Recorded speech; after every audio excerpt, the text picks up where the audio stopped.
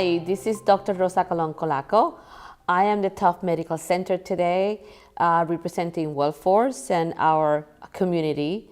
So we're very proud that today we celebrate our second Juneteenth celebration. At Wellforce, we are committed to create an inclusive culture and also address healthcare disparities, partnering with our communities. Juneteenth is a very important event for America and for our community that we serve. Why? As we know, we always think about freedom and freedom in a place that it may not be the same for everybody.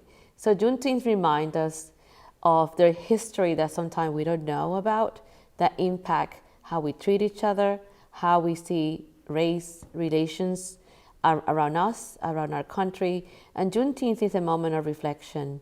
Today, in our celebrations, we learn from different reflections from why history matters, why numbers and statistics about how Black people of color in our country continue to struggle, and COVID was a great example of that, how we may not have the right representation at board level or in nursing, in physicians, etc. The good news is that by taking the time today to listen to people at different places in our community, to talk about allyship, to talk about how does that mean to their families? What do we do when we have someone from Nigeria having a wife that is African American who really experienced the slavery in our country? So at the same time, we started thinking about what actions are we taking? We have started our journey. We have D&I councils, there are health equity councils, but most importantly, we have started our learning journey. What does that mean? We started to learn together. How can we talk about race relationship? How can we talk about the history without feeling guilty? How can we look into policies and practices that can help us become more inclusive or maybe less inclusive because how they were written a long time ago? So when you watch this video, I would love you to also think about what else should we do? What are the things that you may have in your mind that will help us continue our journey? So this reflection is a very personal. So I invited you to reflect about Juneteenth and think about awareness, action, reflection, and commitment, and how together within our community we're going to make a great place to have these conversations, to learn, to address structural racism, and create a culture of inclusion that we all deserve. So thank you for watching. A responsibility to our organization and really to society more broadly to really create a more just and equitable environment for all those that we interact with overall. And at Wellforce, we've certainly committed ourselves to really start to spend more time listening, more time learning, and more time taking action in ways that would really transform our ability to confront bias, to address social inequities and racial disparities, and structural racism in many ways. And it's through these sorts of sessions where we really talk about them and listen to one another and learn from one another that we can start to take more proactive actions in ways that really do start to change the environment and create a more inclusive and welcoming environment that really values diversity, not just accepts diversity, but really thinks about how do we take that and make it a strength of our organization overall. I do want to make a special shout out to Rosa as our Chief Diversity, Equity, and Inclusion Officer. With her and a very committed leadership team across the system, we've made a lot of progress. We've made a lot of progress very quickly, and Rosa's been a guiding force of that early on for us, and really teaching us how do we spend more time and take the time to learn and understand in a more meaningful way overall. But for sure, we have a lot to do. Great progress in a short period of time, but still much ahead of us. As I said, the announcement that happened last week of Juneteenth National Independence Day and making that a federal holiday is a very big step. We'll be recognizing that as a holiday across the system next year.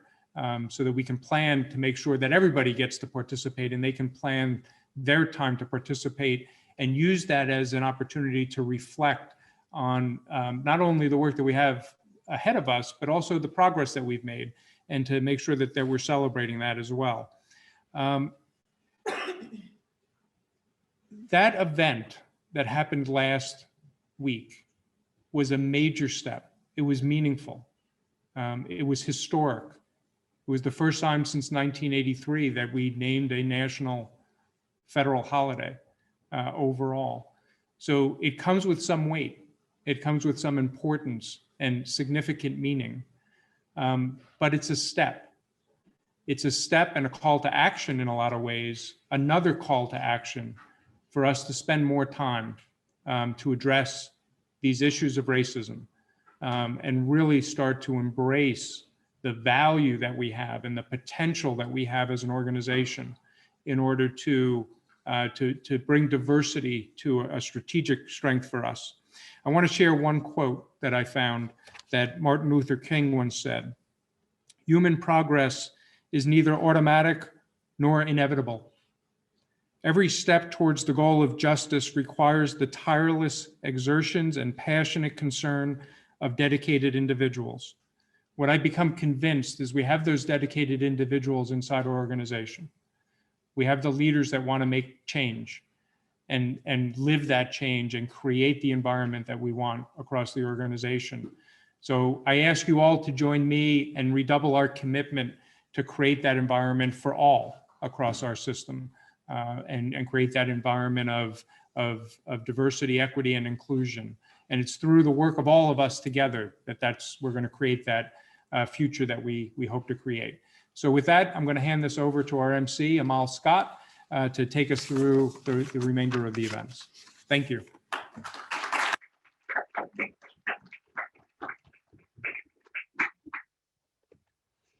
Good afternoon, everyone. Please welcome Donna Washington from the Division of Cardiology to present us with an opening prayer and call for our ancestors.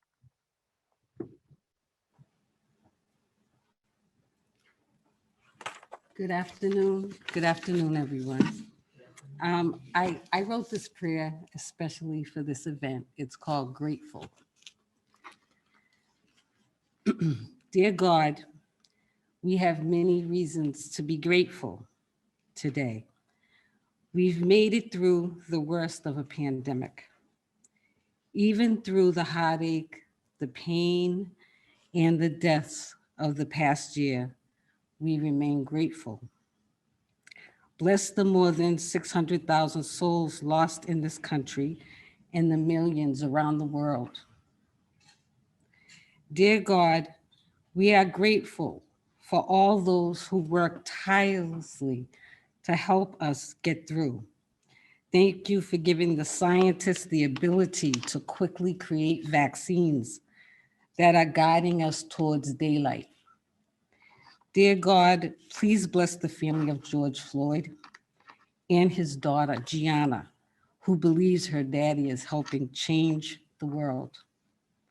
Thank you for bringing us Thank you for bringing us here today to celebrate Juneteenth. Juneteenth represents the day, 2 years after the Emancipation Proclamation, that the last of my enslaved ancestors were freed. Dear God, thank you for giving us the strength, determination, and courage to carry on. We are grateful for all those who stood with us and helped us along the way. Dear God, I wonder what my ancestors would think to see what we managed to become. Doctors, lawyers, educators, astronauts, engineers, CEOs, senators, congressmen and women, and the president and vice president of the United States. I know that they would be proud. Please continue to walk with us on our journey. We have many more miles to go. Before I go, dear God, I'm asking that you bless all of us here today. And could you bless all of those that we love. I am forever grateful, knowing that you are always near. Amen. Thank you.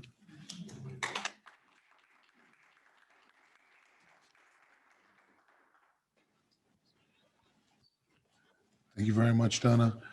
For our musical selection, please welcome Suave the Gent.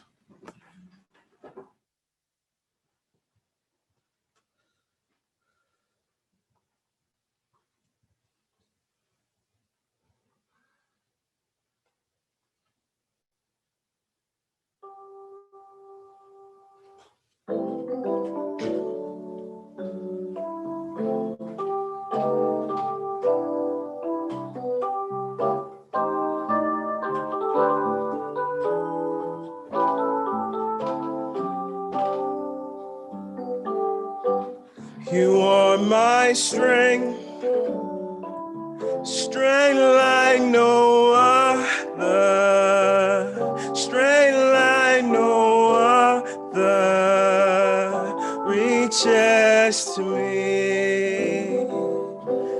You are my strength, strength like no other, strength like no other,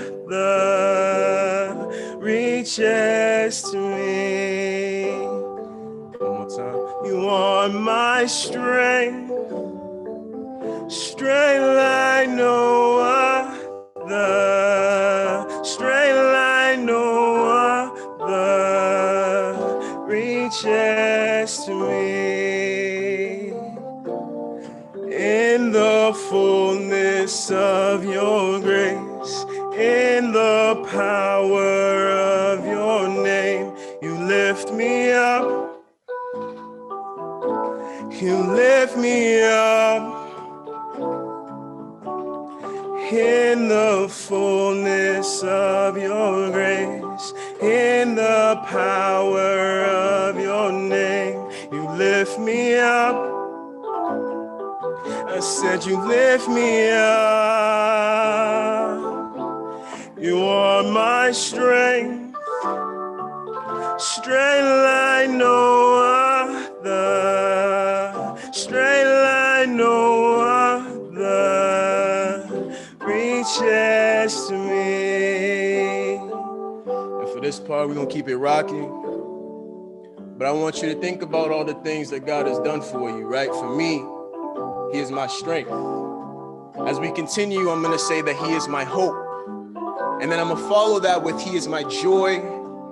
We're gonna end it with strength. And then we're gonna call it, but I want you, if you can, even if it doesn't fit musically, replace that word. Doesn't have to be strength, doesn't have to be hope, doesn't have to be joy. Make it personal. You are my hope, hope like no other, hope like no other, reaches to me. You are my hope, hope like no other, hope like no other, reaches to me. You are my joy,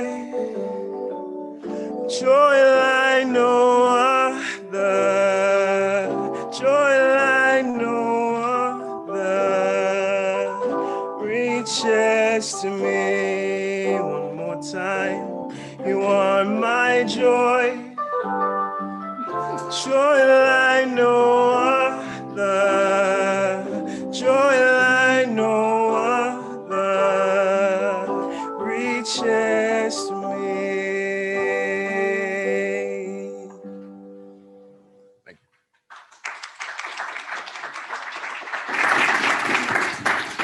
Thank you very much. I'd like to introduce Dr. Sharma Joseph, who will be introducing our keynote speaker.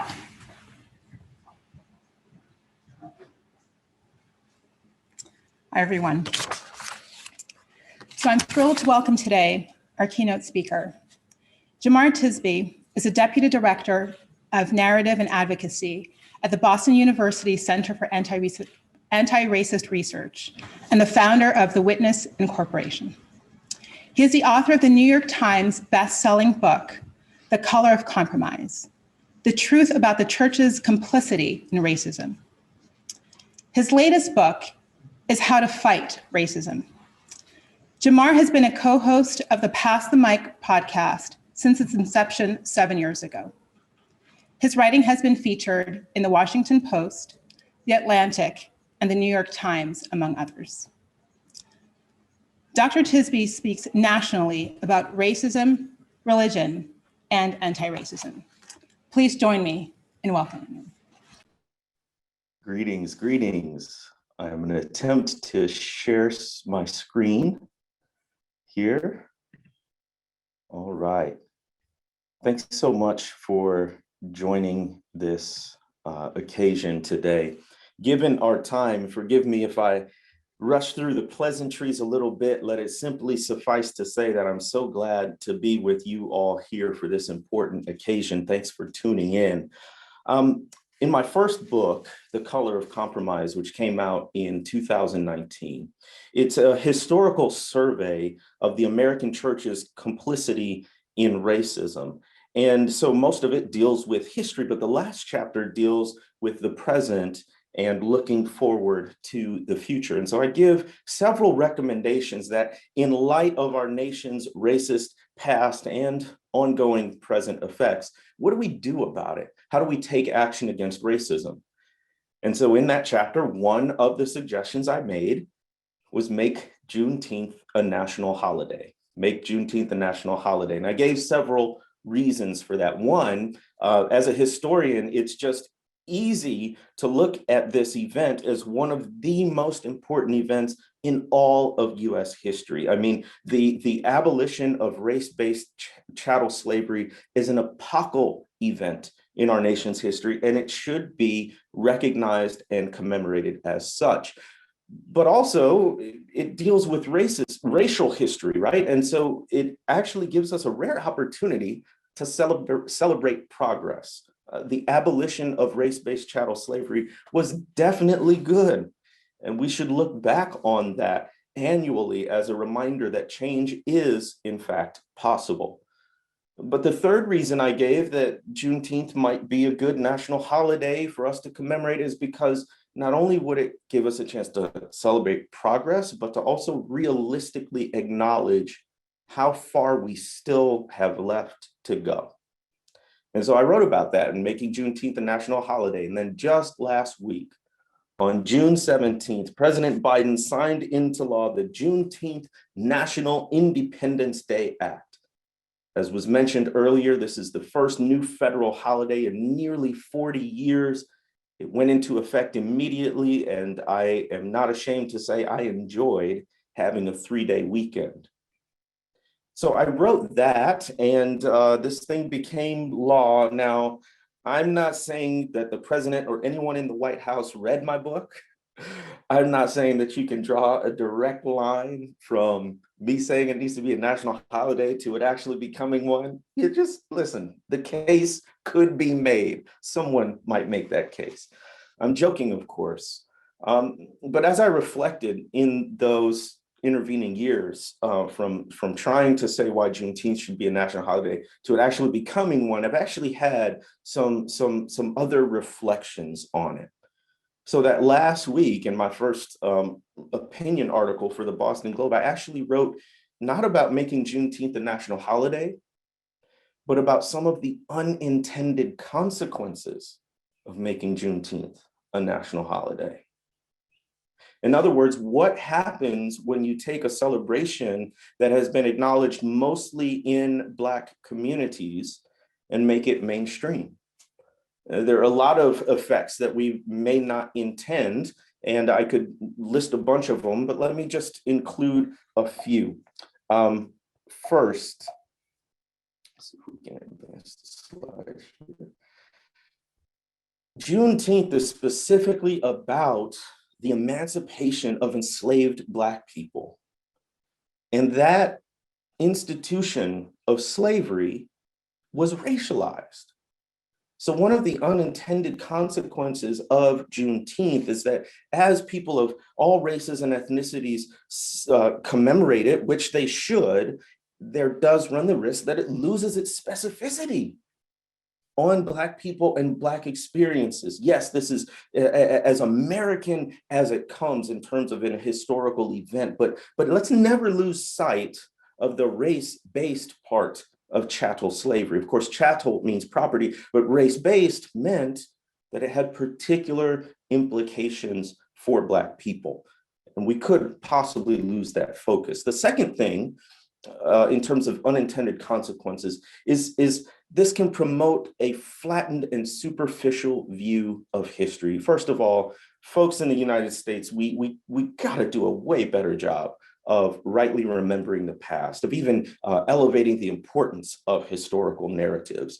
So we're already behind in this area of historical memory. But when you take something that specifically pertains to racial history, it gets even worse. And so celebrating something like Juneteenth can lend itself to this very superficial and flattened view of history, this narrative that basically slavery was bad, Lincoln signed the Emancipation Proclamation, and now racism is over.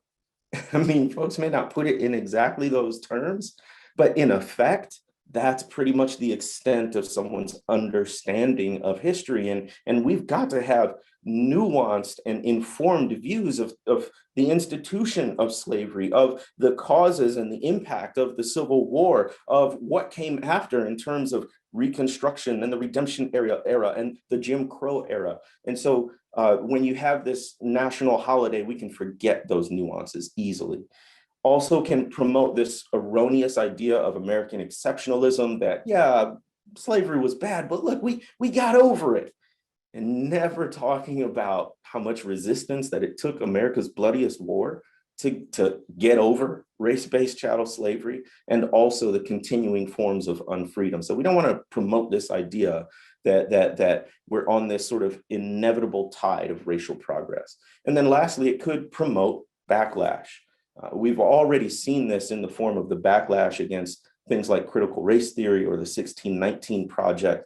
Juneteenth aims to rightly remember the past, especially the painful parts of our past. And then you have the very lawmakers who in the Senate unanimously voted to pass Juneteenth into a law. Those very senators, some of them, are opposing efforts to rightly remember the past, especially when it comes to race. So those are some of the unintended consequences. I know our time is short here, but I want to briefly run through some of the history. That's my thing. I love history. And a bonus lesson for you, primary sources are your friend. Primary sources are your friend. This is why I love history. History has the receipts.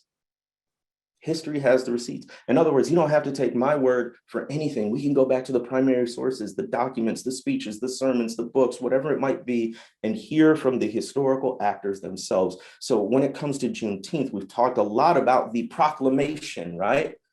We know this is when the white Union general goes and shares the announcement of emancipation, but that's usually as far as we go, and we don't actually get into the order itself. And so that's what's on the screen. That's what I want to read. It's just a paragraph long, but it's important.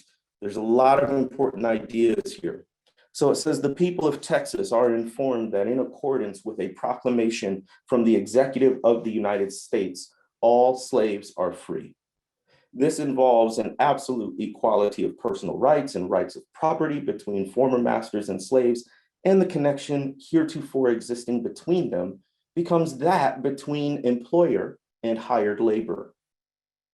The freedmen are advised to remain quietly at their present homes and work for wages, and they're informed that they will not be allowed to collect at military posts, and that they will not be supported in idleness, either there or elsewhere.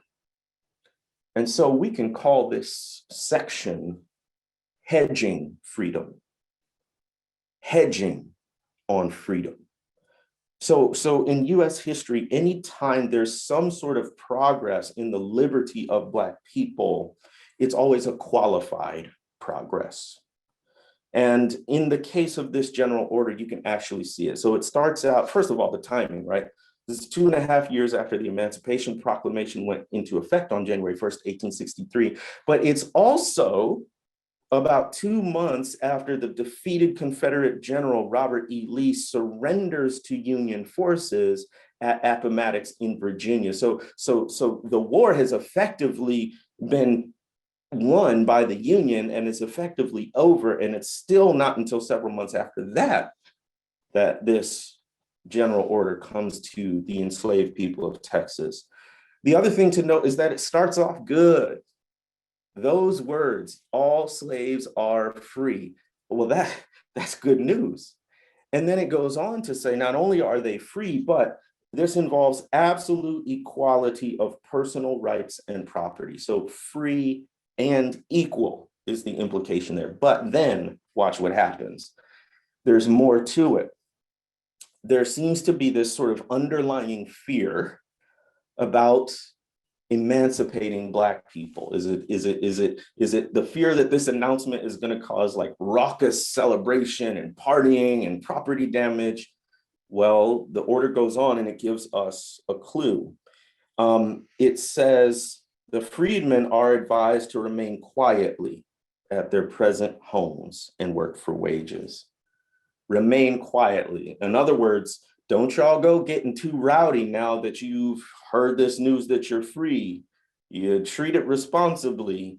This is a big deal now. You need to take it seriously, and you're not supposed to use your freedom for what we consider frivolous things. It's very paternalistic. It's very much treating Black people like children. You can hear that subtext. And it goes on to say, their real fear. This is the Union talking, and they're saying, listen, don't come to our camps and expect to be taken care of. And don't expect to, quote, be supported in idleness. They were fearful of this trope of Black people being lazy. There were some pro-slavery apologists who were making the affirmative case that slavery was a positive good because it kept Black people busy and productive. And they argued that not having enslavement would mean that Black people just sat around all day, and then even worse, that they would rely on other people for support. And can you see the parallels even today? We remember the political ad when Reagan was president about the so-called welfare queen, about Black people getting rich off of the welfare system and just relying on the government. You have people who call them handouts, right? And then you even have the sort of public perception that most of the people on welfare are Black people or other people of color, when by the numbers, the reality is that white adults who don't have a college degree between 18 and 64 are actually the largest demographic of people who receive welfare. But those are some of the tropes that you hear, even in the general order announcing emancipation. I'll close with this. A lot of people are thinking about, well, what happens next, right? And what I want to talk about is continuing the Juneteenth journey, I don't have time to get into all of it. What I want to introduce to you is something that I write about in my second book, How to Fight Racism. It's called the Arc of Racial Justice. So consider forming a strategic plan around these three elements. ARC is an acronym that stands for awareness, relationships, commitment. I think you need all three to form a stable base on which to build your racial justice efforts, on which to build on the freedoms that Juneteenth began to introduce for people, and continue that journey of freedom and liberation. Awareness just pertains to any of the knowledge, the information, the data, the facts, the statistics you need to understand race and racism, books, movies, documentaries, and the like. Relationships means that we have to, in a society that has intentionally put barriers up to keep people of different races and ethnicities apart, guess what? We have to intentionally break down those barriers and build bridges between different kinds of people. And then lastly is commitment. One of the things that we say at the Center for Anti-Racist Research is that the problem is not racist people, it's racist policies. And so doing an audit of your own organization, your own systems and processes, and see how, even if unintentionally, they continue to foster inequity in terms of race and ethnicity. And so we have to work on a policy level internal to our own organizations, but also broadly in the political sphere, everything from voting rights to the accurate teaching of history in our K through 12 schools is under assault at the moment.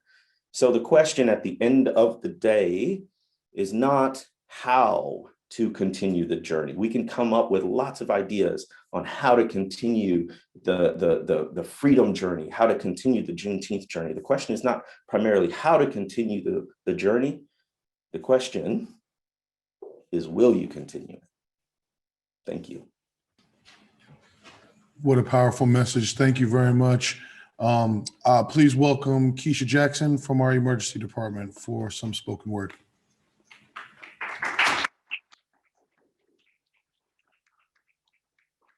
Good afternoon, all.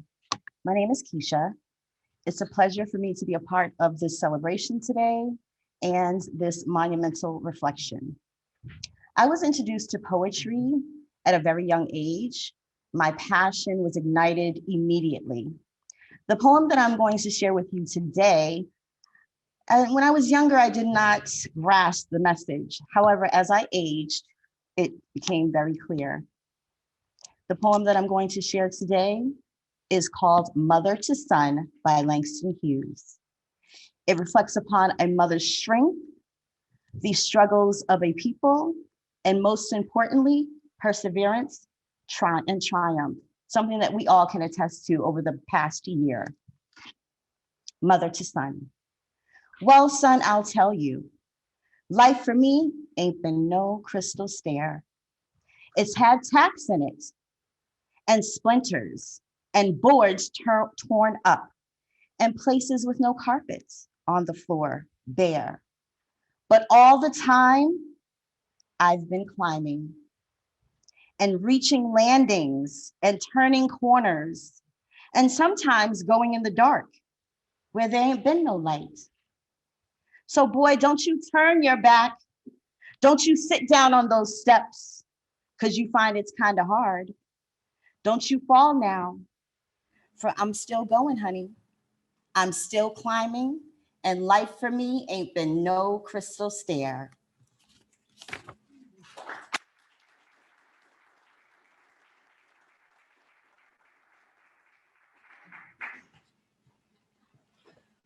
Thank you very much, Keisha. Please welcome Dr. Raymond Lewis to bring us some reflections from Circle Health. There's a sweet, sweet spirit in this place, and I know that it's the spirit of the Lord. There's a sweet, sweet expression in each face, and I know that it's the presence of the Lord. Sweet Holy Spirit, sweet heavenly dove, stay right here with us, filling us with your love. And for these blessings, we lift our hearts in praise. Without a doubt, we know that we have been revived when we shall leave this place. I thought I would do an impromptu, and I thank you. We couldn't let you guys outdo us on that end with your musical renditions. So hopefully I didn't hurt your ears today. I want to give a shout out to Rosa and all the folks on the team for putting together our first joint venture of this homage and commemoration of Juneteenth.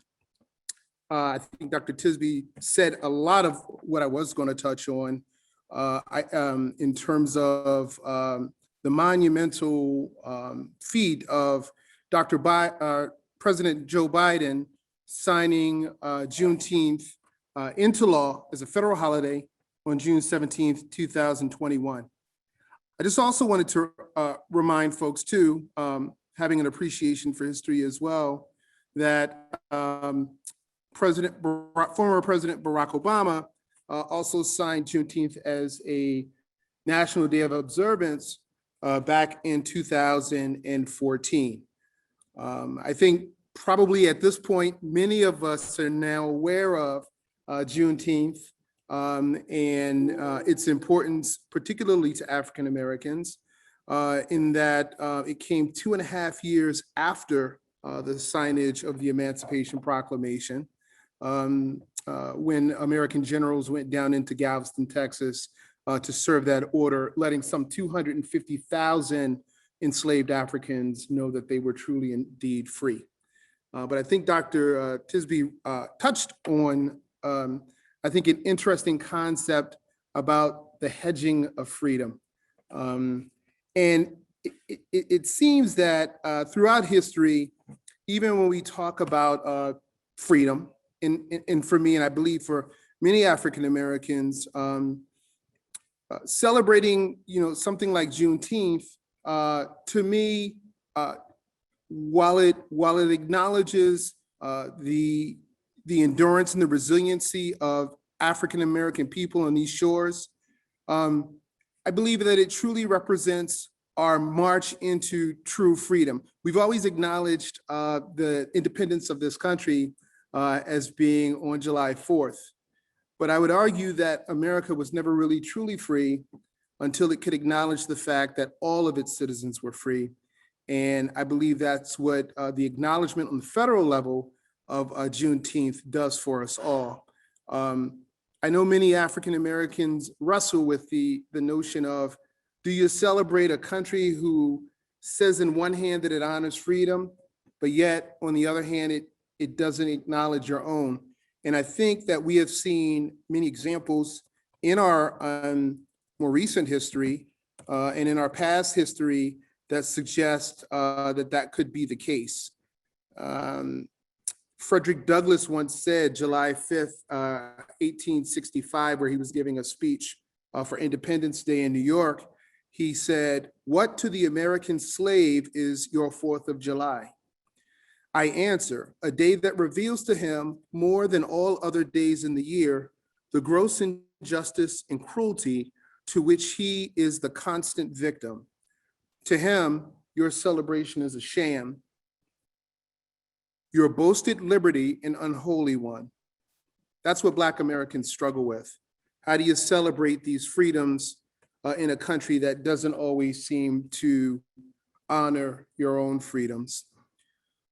I wanted just to take a few minutes to acknowledge the fact that that while we are talking about Juneteenth and celebrating all the wonderful milestones that we've made up to this point, we also have to talk about the ugly parts of the history too.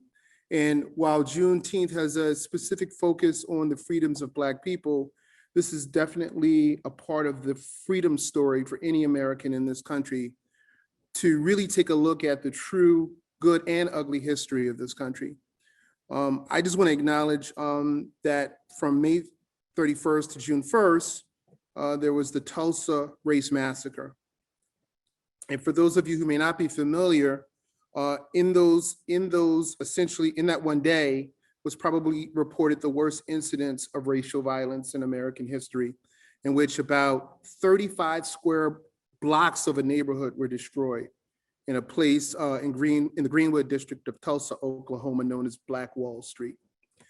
At that time, 1923, it was considered, I'm sorry, 1921, it was considered to be the wealthiest Black community in the United States. We have other examples of other areas. 1923, Rosewood, Florida. A middle class, some well-to-do in that community had some racial tensions with a neighboring community, and the entire town was burned down by a white mob. If you look at in history, many of the gains that Black people successfully achieved post the Civil War and through a period called Reconstruction, we had a ton of losses in that post-Reconstruction era with the pulling out of the federal troops by Andrew Johnson, who was no friend of Black people's, the institution of Jim Crow laws, and many of those gains that we saw and enjoyed politically, economically, educationally, and socially were lost after that period of 1865 through 1877.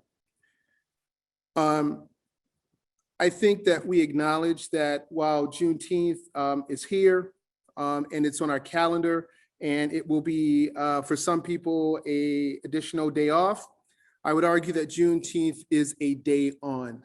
It's a day, it's a call to action. It's a time for us to roll up our sleeves, acknowledge what's wrong in our society, and double down on our efforts to do the work to make it better. And that's all of us, all Americans. Let me run you some of the numbers in terms of where we still, how far we still are from being that equitable society for everyone. The Bureau of Justice Statistics in 2018 noted that 34% of the prison population is comprised of Black men, 29% are white males, 24% are Hispanic males. During the COVID pandemic, it laid bare many of the injustices that laid embedded in our current system, whether it be criminal justice, economics, education. Job losses were greater for African Americans and other people of color. The longstanding issues that we've experienced in our underperforming schools and gaps in our digital infrastructure worsened losses amongst African Americans and children of color. Higher concentration of Black frontline workers were exposed to COVID-19 virus, and as a result of having inadequate access to healthcare, widened the life expectancy gap. Black workers disproportionately represented in low-wage occupations and underrepresented in higher wage occupations. We still see racial patterns that continue to exist across the US labor force. Nearly 50% of Black workers are concentrated in healthcare, retail, accommodation, and food service. These are usually lower paying rather than professional jobs. This produces a wage gap. 5% of US physicians are Black. 11.6% of RNs are Black. This can have quality care implications. Software developers, 4.5% are Black. 2.4 times Black folks are more likely than whites to live in neighborhoods with limited health care. Infant mortality. 2018 studies show that the national rate of infant mortality is about 5.7 deaths per 1,000 live births. In the Black community, non-Hispanic, it's about 10.8 per 1,000, and that's adjusting for socioeconomics. Only 14% of hospital board members and 9% of CEOs are minorities. Minorities represent about 11% of executive leadership positions at hospitals compared to 12% in 2013. We're not gaining any ground. So bottom line, hospital C-suites and boardrooms remain overwhelmingly white.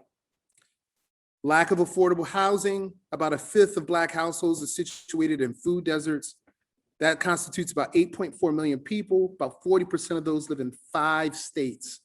And guess where those are? All in the South.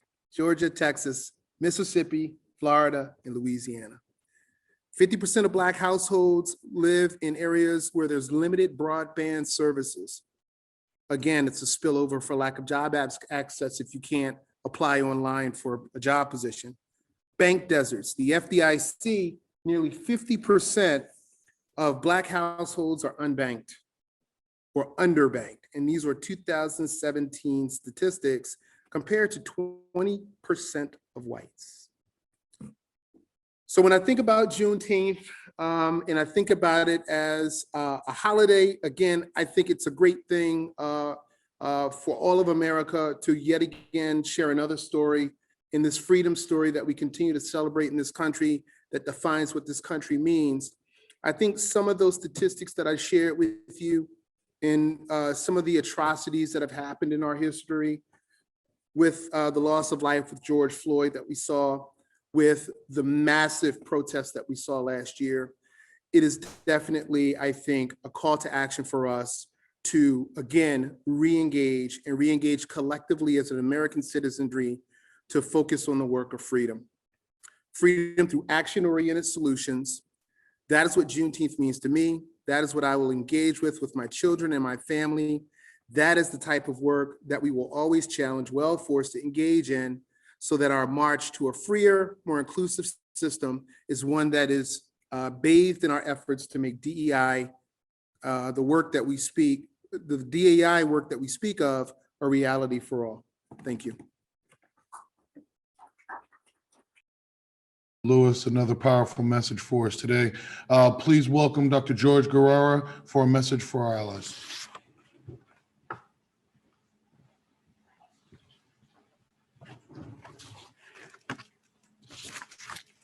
Good afternoon, everyone.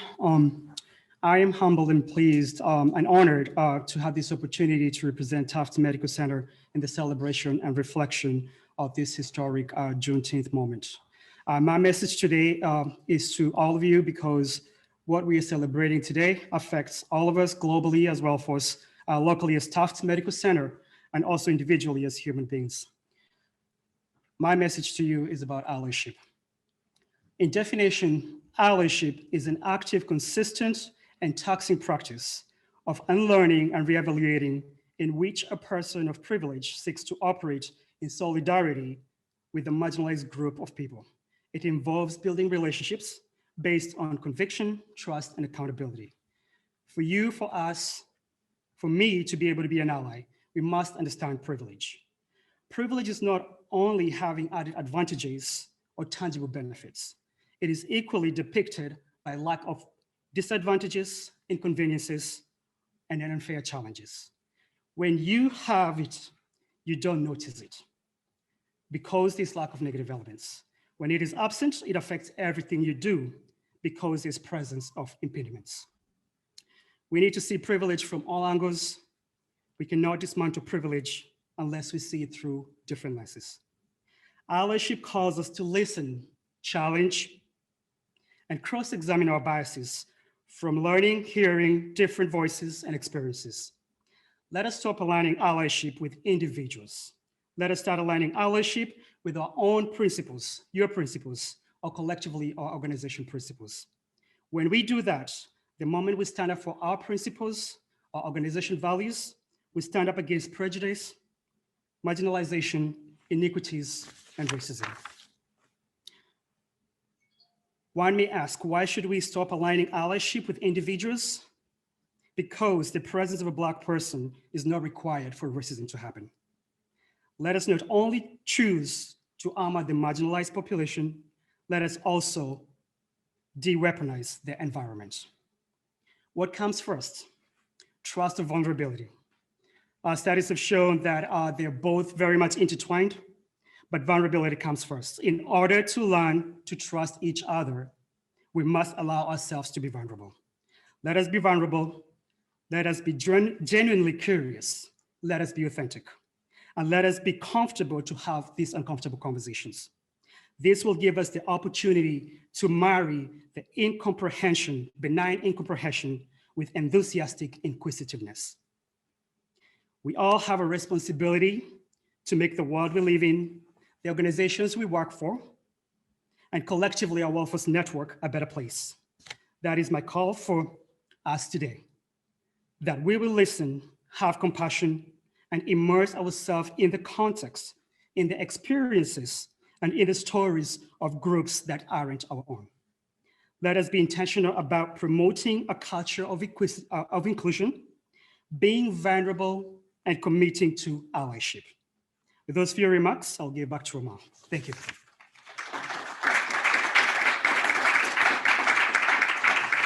Thank you very much, Dr. Guerrero. Please join me in welcoming our CEO, Dr. Mike Tarnoff, for closing remarks.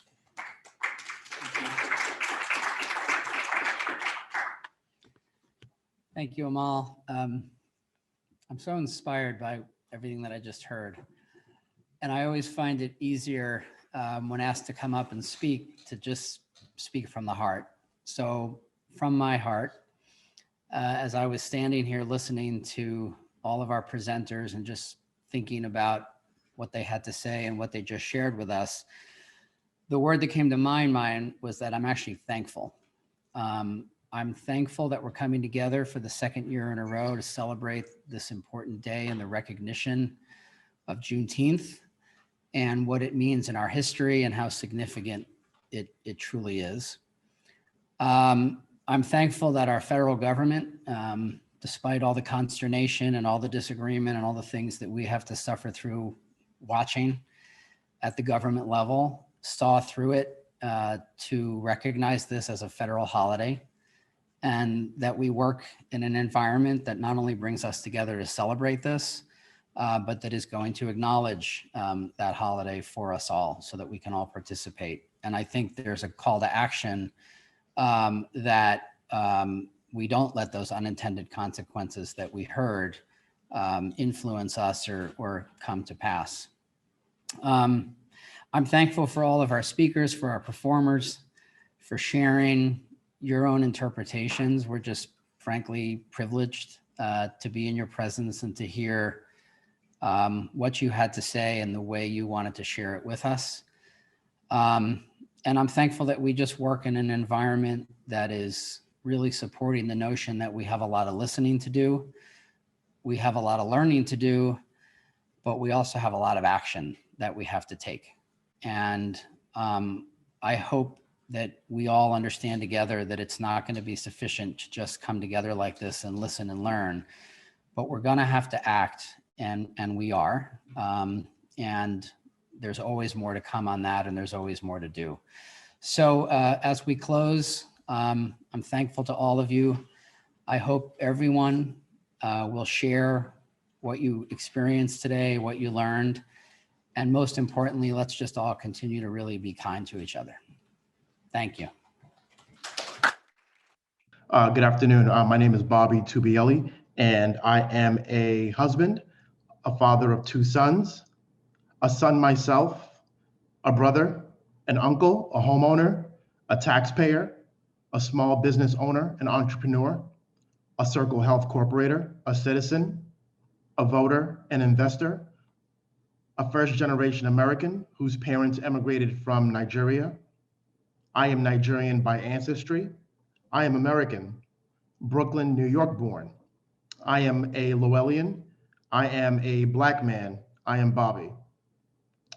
Before I speak about what Juneteenth means to me and my family, I thought it significant for the audience to know who I am, how I identify myself, and why these matters matter as we discuss Juneteenth or any historical marker relating to the lives of Black people. One part of my identity is being the son of parents who came from Nigeria. What you may not know is that my wife, Alexandra, is a Black woman whose parents are also Black, but they have been in America for hundreds of years. Her people's history in America is complex, as they were stolen people from Africa.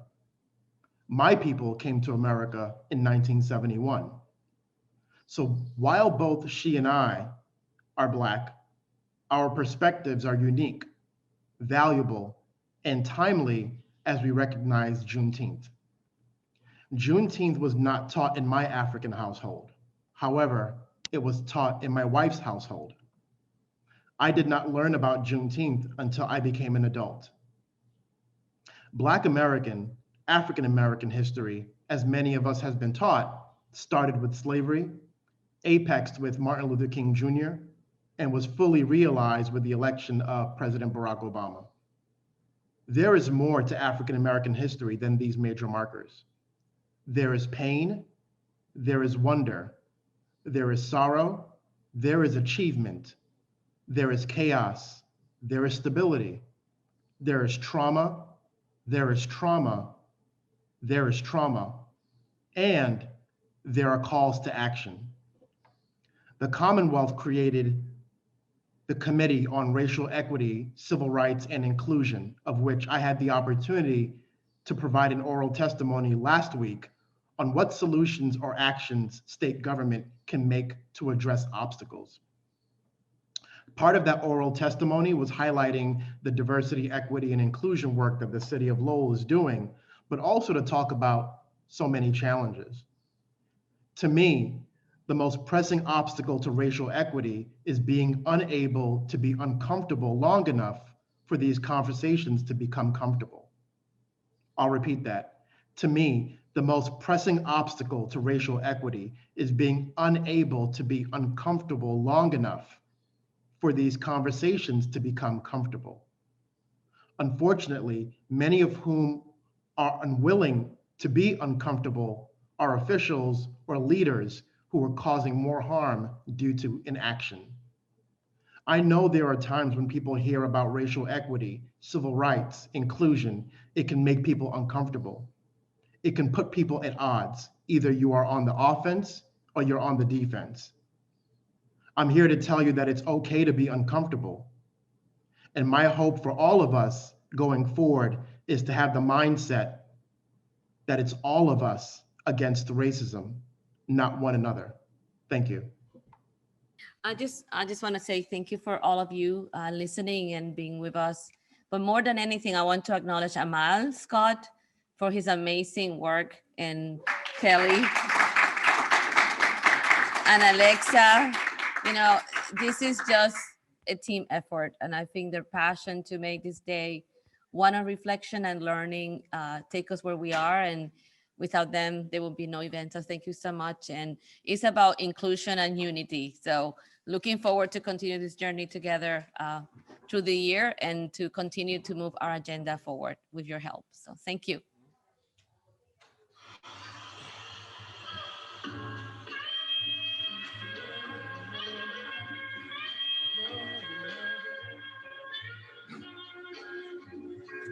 Mother, mother, there's too many of you crying.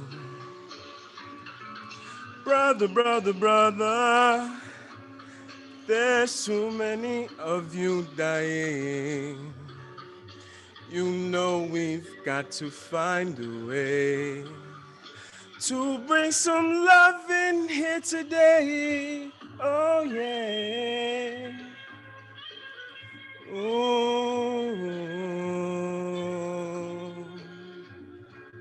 Mother, mother, there's too many of you crying. Brother, brother, brother, there's far too many of you dying. No, we've got to find a way to bring some love in here today. Oh yeah, Father, Father, we don't need to escalate. You see, war is not the answer, for only love can conquer hate.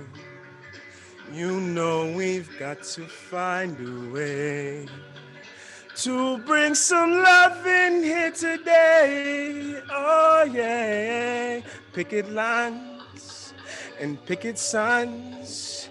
Don't punish me with brutality. Talk to me so you can see, oh, what's going on? Hey, what's going on? How it's going on? Ooh, what's going on? Hey, hey.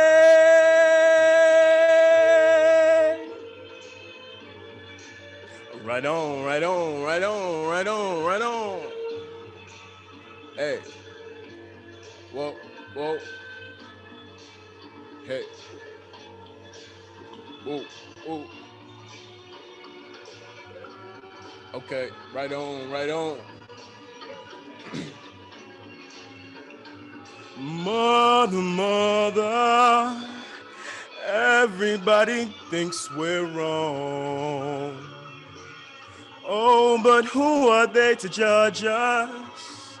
Simply 'cause our hair is long. Good night.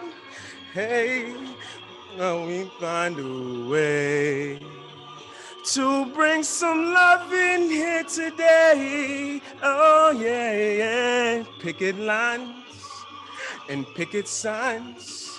And don't punish me with brutality.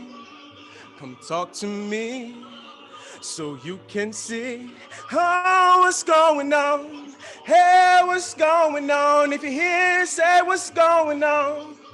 What's going on? Hey, hey.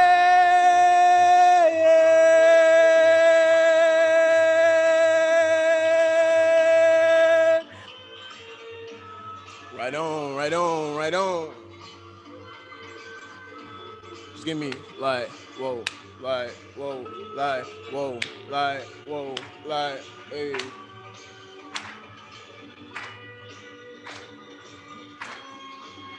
Ooh, ooh, ooh, ooh. Hey, what's going on? Hey, what's going on? Hey, what's going on?